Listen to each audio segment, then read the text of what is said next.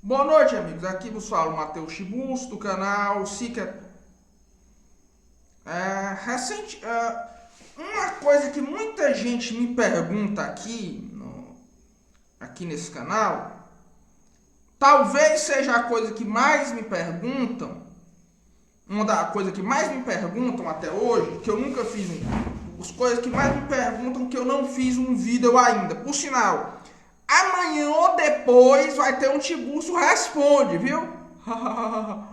É, mas uma das coisas que mais me perguntam aqui é sobre como é a filosofia acadêmica no Brasil.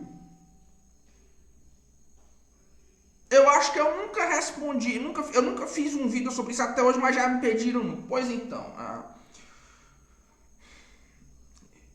filosofia acadêmica no Brasil, antes de mais nada, todo mundo aqui sabe que eu sou advogado de formação e que eu atualmente faço um mestrado em filosofia.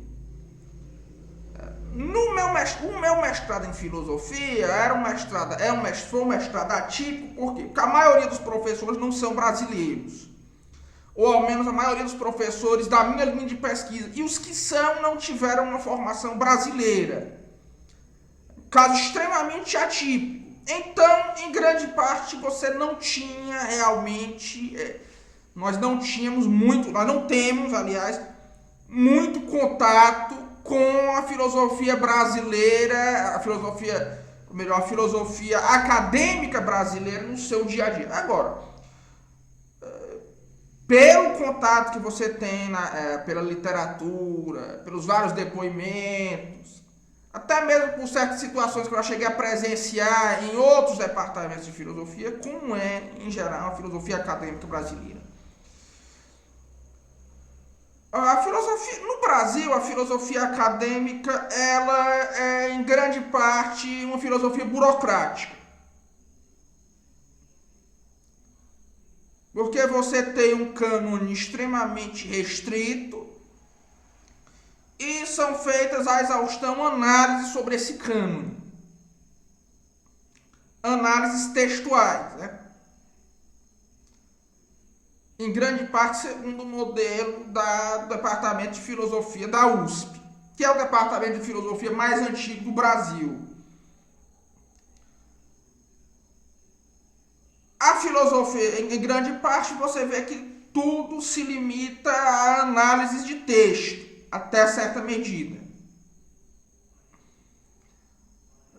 O que levou o Zé Arthur Gianotti, que é um membro notável do Departamento de Filosofia da USP, a dizer que, mesmo nota muito ruim, um filósofo completamente incompetente, né? Nem pode ser chamado de filósofo. Ele disse a pérola de que a filosofia é uma atividade que lida com textos. É a definição dele de filosofia. O que talvez seja a definição mais cínica que já se ouviu na história da humanidade.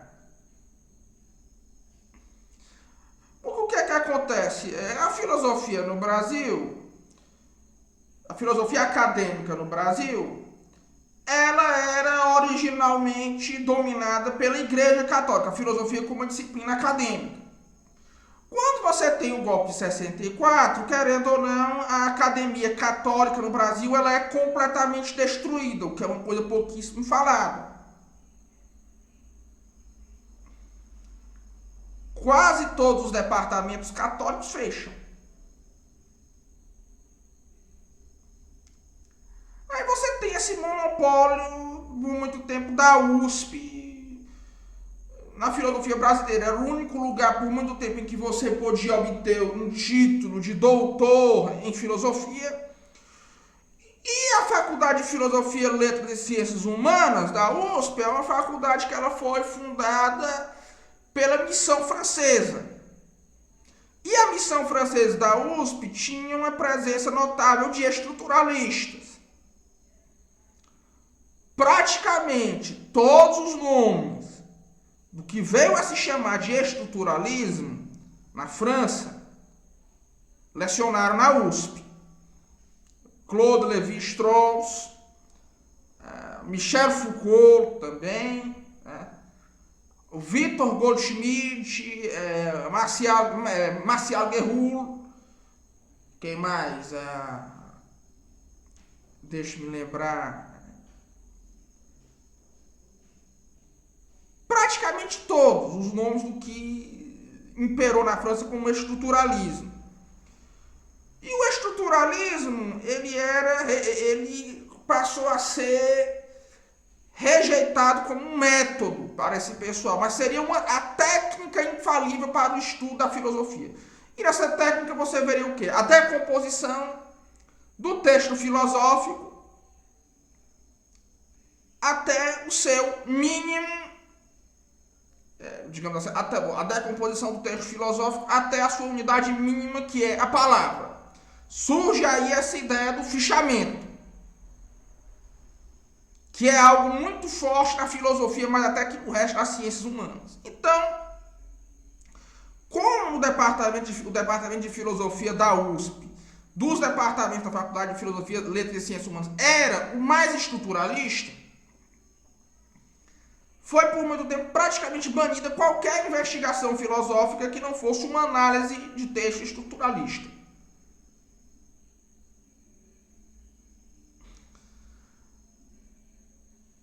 Como a filosofia era uma atividade historicamente mal vista no Brasil, ela era considerada algo para gente que não...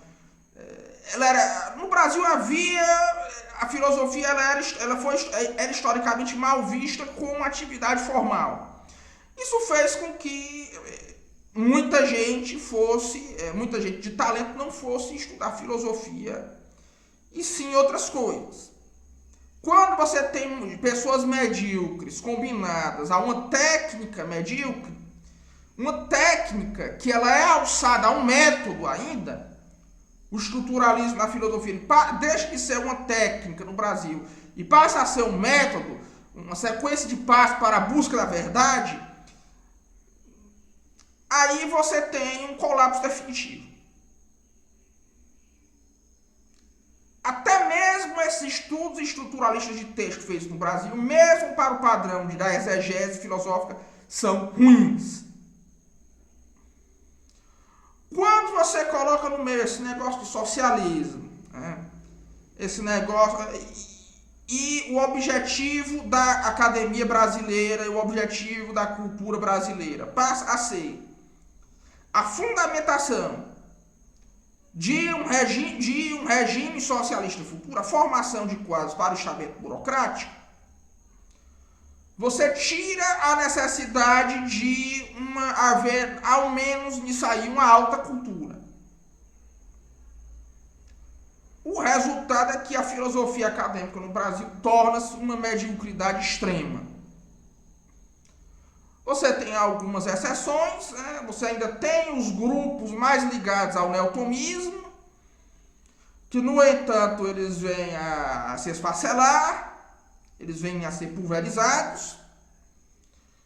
Existe uma tentativa de retomada da filosofia brasileira, duas, na verdade, pelo IBF da direita e pelo ICEB da esquerda, que também encontram colapso, não encontram sucessor.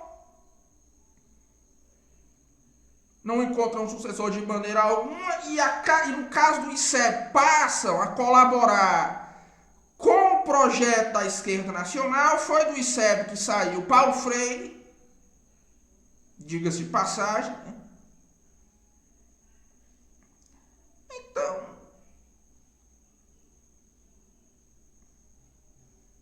a filosofia acadêmica no Brasil ela tem um colapso.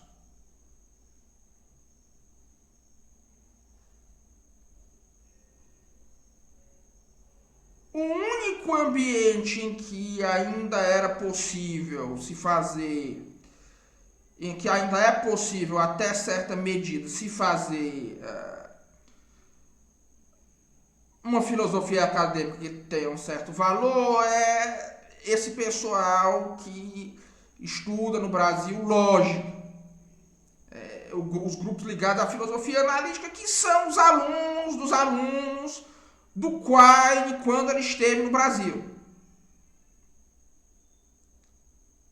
Era daí que saía por muito tempo alguma coisa interessante na filosofia acadêmica.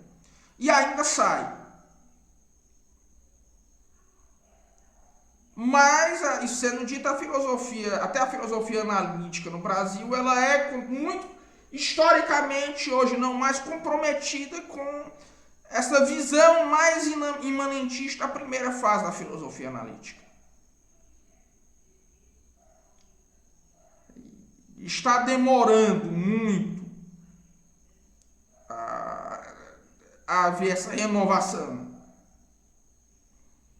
E não é algo muito conhecido, mesmo fora das fileiras da filosofia analítica no Brasil, mesmo no resto da filosofia acadêmica brasileira, você ainda tem,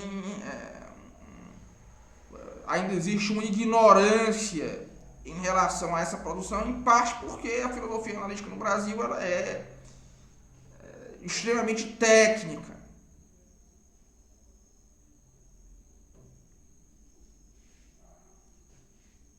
Agora, é fato que no Brasil, o departamento de filosofia, a última preocupação dele é formar filósofos. Geralmente, a maior preocupação é formar burocratas.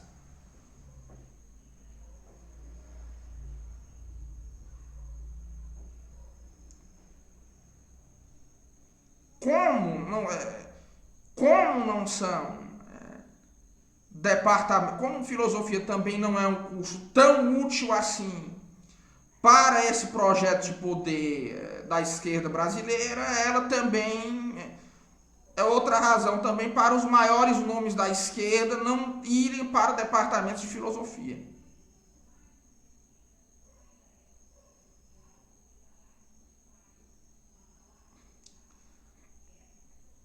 Eu acho que com o tempo isso vai desaparecer no Brasil. A tendência é que a filosofia acadêmica brasileira ela deixe de ser isso que ela é, mas vai demorar mais que o normal, porque o Brasil é um dos poucos países do mundo em que a universidade não está em processo de desburocratização. Quase no mundo inteiro, você vê uma tendência à desburocratização da universidade. Inclusive na Europa continental existe já uma crença coletiva de que a burocratização da universidade foi um erro.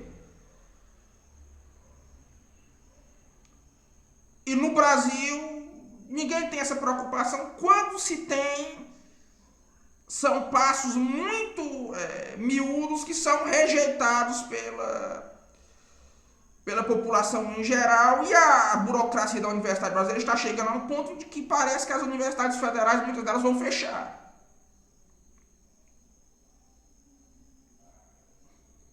Mesmo elas tendo um orçamento bilionário, muitas delas. É de se perguntar o que é que se está fazendo com esse dinheiro, porque Universidade Federal geralmente nem bolsa de mestrado dá, nem bolsa de doutorado dá. As bolsas têm que vir de fora dos órgãos de fomento do governo.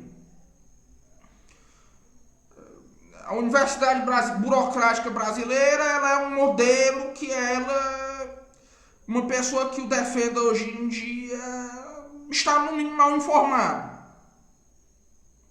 Então é fundamentalmente isso. Um forte abraço a todos e até logo. Se você gostou desse vídeo, se inscreva no canal, dê o like, comente o vídeo, compartilhe nas redes sociais e reze comigo. Um forte abraço a todos.